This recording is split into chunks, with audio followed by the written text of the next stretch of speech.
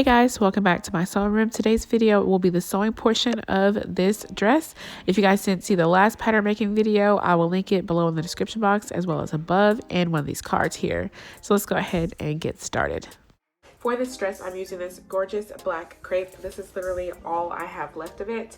I bought 6 yards of it and it has a nice resilient 4-way stretch or 2-way stretch. So this is the fabric that I'm using and it is quite thick. So instead of lining this, I decided to draft facings to go ahead and finish off the seams nicely inside. Okay, so in order to make this dress, you're going to need all of your pattern pieces cut out. I have my pattern pieces from the skirt cut out. I've cut it 2 sizes too small because this fabric stretches and this pattern is not made for stretch fabric. So I've cut 2 sizes too small, which for me is a size 20. For me is a size 16 in this pattern. So these are the skirt patterns. I have also custom drafted a sleeve block. And this is all from that main pattern. This pattern here, and I custom drafted it into a long sleeve fitted sleeve. And then I have all of my bodice pieces. So I have my bodice front, which is cut on a fold, and my bodice back, which is pretty much backless. I have the facings for them and then all of the facings for my skirt cut out. Okay, so I'm going to start with my bodice. And there aren't any directions for me to follow to assemble this bodice, but it is pretty cut and dry. I've also made sure to transfer all of my notches and everything that were on the original pattern. I transferred it over to this so that I can still align the sleeve and the shoulder and all of the facings and everything. Okay, so the first thing I'm going to do here is sew my bust dart. It may look like I have a waist dart, but if you watched my Patreon video on how I custom drafted this, I actually closed half my waist dart into the bust dart. So I expanded my my bust dart by half the width of my waist dart, and then I took the remaining balance of the waist from the side. So that's what this is. That's why it looks kind of wonky, but it will work out. Okay, so this is what it looks like, and I've made sure to mark my apex, and I've also marked the tip of my bust dart, and I've snipped the sides. I snipped the sides here so I know the fullness of my dart. So what I'm going to do is go ahead and pin and sew these darts, and then I'm going to press it upwards towards the, actually, I think I'm gonna press it downwards. We'll try that. I'm gonna press it downwards, and then I'll show you what it looks like when that's all finished.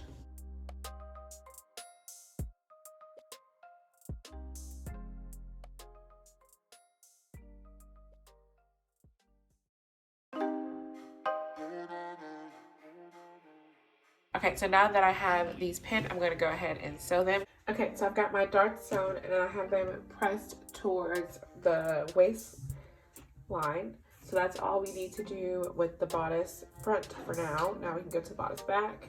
So these are my bodice back pieces. They look kind of wonky because they are backless with a closure up here.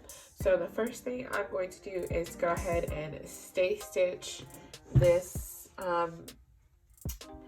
the diagonal part here at the back, and then I'm also going to go ahead and sew. There are a couple darts here, tiny darts. I'm going to sew these darts. I need to mark them first, and then I'm going to sew them up on both of my back pieces. While I'm at it, I'm also going to sew together my facing pieces. This is my front facing. I'm going to sew them with my back facings. Here at the shoulder, and I'm going to go ahead and press those open. I'm also going to do a stay stitch around this neckline once it's all in one piece. I also have my skirt facings here. Let's put that in. My skirt facings. And I'm going to assemble this as well. So I have a center front seam here, and my I'm kind of just folding it so you can see it. I have a center front seam here, and my side seams, I'm going to go ahead and sew those seams and press those open as well. I'm not going to bother stitching this because this is just a facing for the waistline. Okay, so I just wanted to come on here and show you guys what the darts in the back piece look like. They're like that. The reason why they look like that is because there was a waist dart, because there was a shoulder dart. So I closed the shoulder dart, I swung it open into my waist dart, and then this is what it turned out when I cut the piece smaller like this. So that's what these two little darts are. So I'm gonna go ahead and sew these and all the facing pieces, and I'll be right back.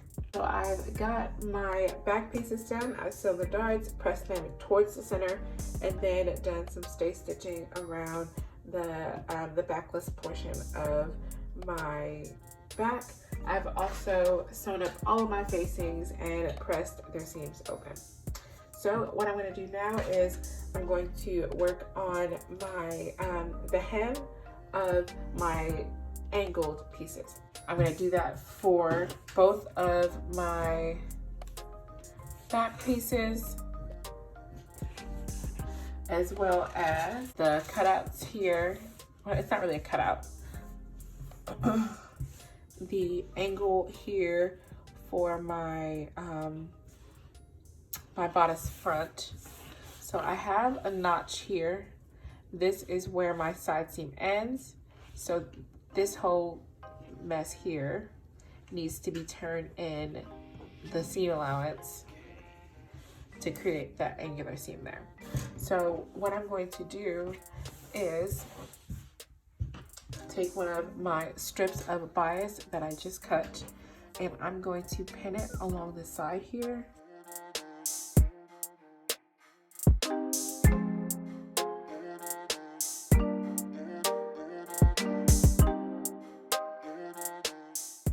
And I'm going to pin it up to my notch here.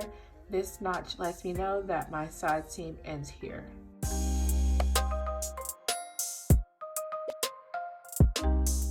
Okay, now I'm going to take this to the machine and sew it with my 5/8 of an inch seam allowance up to this point. So let me go ahead and cut the rest of this off so I don't get confused. I'm going to cut it off with a little bit of extra so that I can have a clean finish on the end of this. So it'll kind of be like this. So I'm going to sew with this turned in. I'm going to sew this with my 5/8 of an inch seam allowance, and then stop here, and then I'm going to flip it to the inside, press under the raw edges, and then hand sew that down. I also have my back piece here. I'm going to do something similar for this. I have here, this is my extension piece that has my seam allowance on it, and I am planning on closing it with buttons, so I kind of want it to be a little bit more reinforced. So I'm also going to do the bias binding thing here. So I'm going to place my bias binding here. I'm going to sew it with a 5/8 of an inch seam allowance. I'm going to back stitch here. I'm going to snip into here so that I can pivot this and finish it all the way down to the other side. And I'm going to do the same thing for my other back piece as well.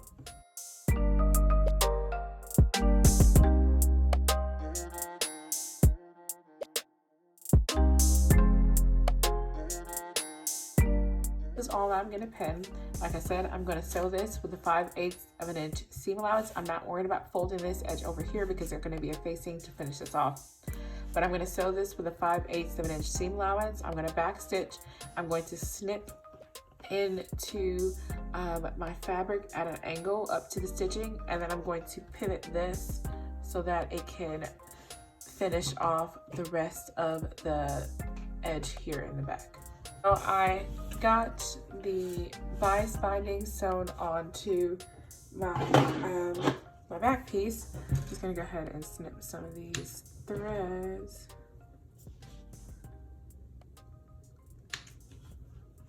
Here, and I just want to show you what I did. So remember, we sewed 5/8 of an inch, back stitch. I clipped up into the bias binding so I can lay it flat, and then continue my seam down the way. So what I'm going to do is I'm going to trim my seam allowance down to about 1/4 of an inch.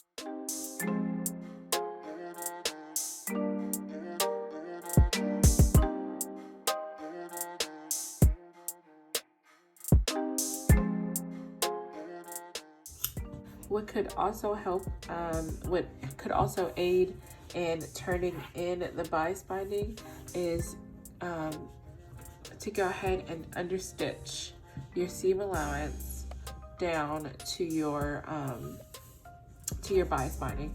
So that's what I'm going to do before I go ahead and turn it in, because I can already tell it's going to give me some issues. Okay, so I just went back to my sewing machine and understitched everything really quickly. I'm just going to snip off some threads, make sure that everything's nice and neat. Now notice that when I turn it under, it turns under nice and clean. And that's what we want, since there is no lining here. We want everything to be as clean as possible. Yeah. So now I'm going to, I'll probably have to snip into there, but I'll deal with that in just a second. I'm going to turn this to the inside, like so. Press it up, and then I'm going to press some of this down, like that. And I'm going to do an invisible stitch to stitch my bias down to my bodice back, but I don't really want to see my stitching from the outside, so I'm going to take tiny dips from the back and bigger dips from the bias binding. All right, so I've got all of my edges in my neckline area sewn down. I just did a quick slip stitch and then I pressed it. I've done the same for the back, so now it's nice and neat. Now it's time to assemble my bodice. The first thing I'm gonna do is sew my shoulder seams. And I'm going to sew them with a 5/8 of an inch seam allowance. I just realized that I haven't mentioned what my seam allowance is for the majority of my pattern. It is 5/8 of an inch. So just make sure that if you're following along with me, you're sewing at 5/8 of an inch, because that was the original pattern, the original seam allowance for the pattern that we altered. While I'm at it, while I sew the shoulder seams, I'm also going to go ahead and sew my side seams as well. Okay, so I've got my shoulder seams sewn together as well as my side seams, and then I just kind of top stitched my seam allowance towards my bodice, and I trimmed my seam allowance down just to make sure that it lays nice and flat. And then I did try it on to make sure that it fits, and it actually fits me perfectly. I'm kind of surprised, but that is about all we need to do with the bodice for now. Now I want to move on to the sleeves. Okay, so this is the sleeve pattern that I've drafted from the standard pattern that came in the Mccall's 7994. This pattern here. I've altered it to make it longer, as well as to make it suitable for stretch fabric. So these are my sleeves, and I've got 2 cut. So what I'm going to do first is just place them right sides together, and I'm going to sew down my side seams of both sleeves. And then I'm going to try it on my arm to make sure that it fits as tight as it needs to fit. And if it doesn't, I'll sew more in, and if it doesn't, I'll sew more in for the seam allowance.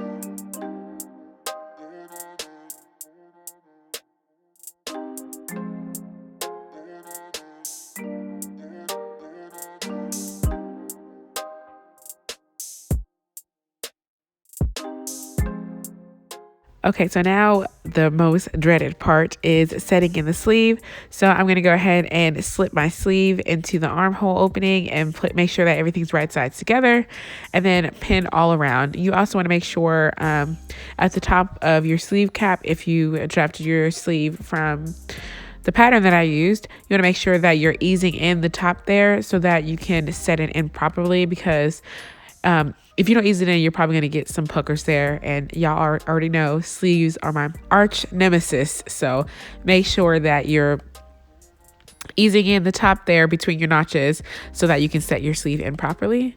So, and then I also finished my facing at the top here. This is my neckline, and I also understitched it, and now I have it pinned to my shoulder seams and stuff. So I just went ahead and finished that by hand. Now I'm going to work on my skirt. So I have my piece 11 here, which I think is my skirt. I can't remember what it is. But anyway, I'm working on my 2 front skirt pieces now, which I think these are pieces 11.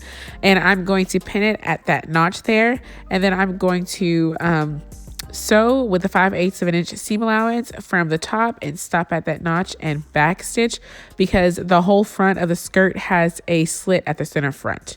So like I said, I'm going to sew that, and then I'm going to assemble my back. So I have I think this is the center back here.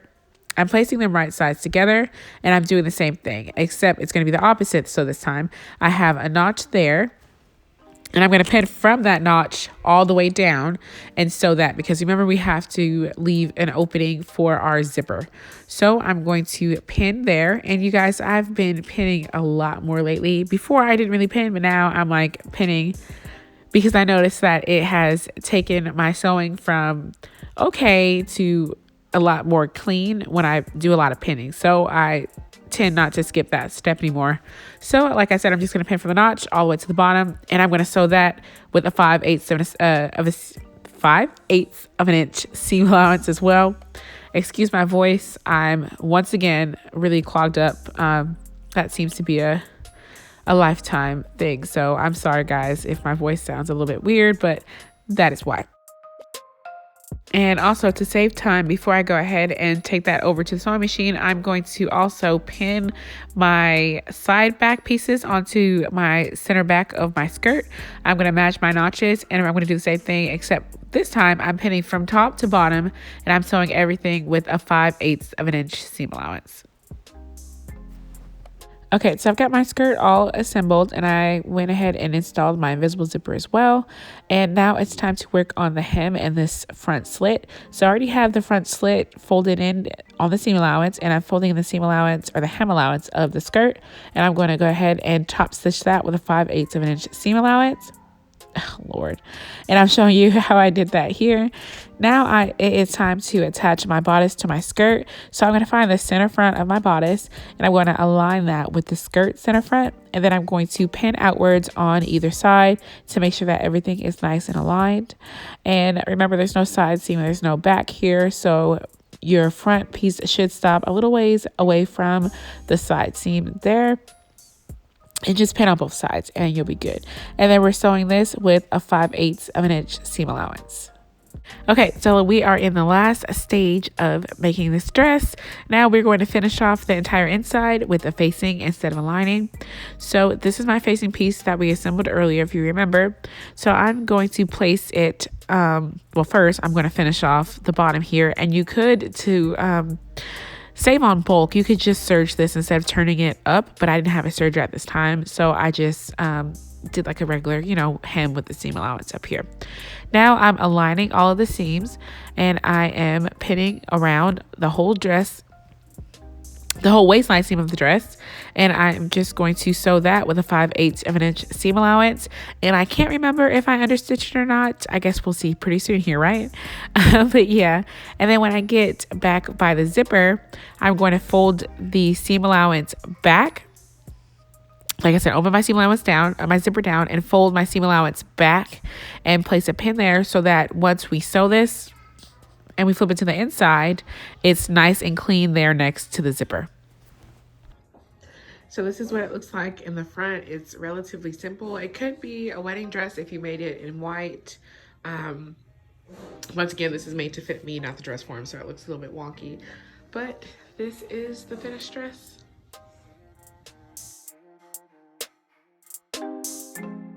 Excuse the bigness on the dress form. I'm bigger than my dress form, and this is made in my size.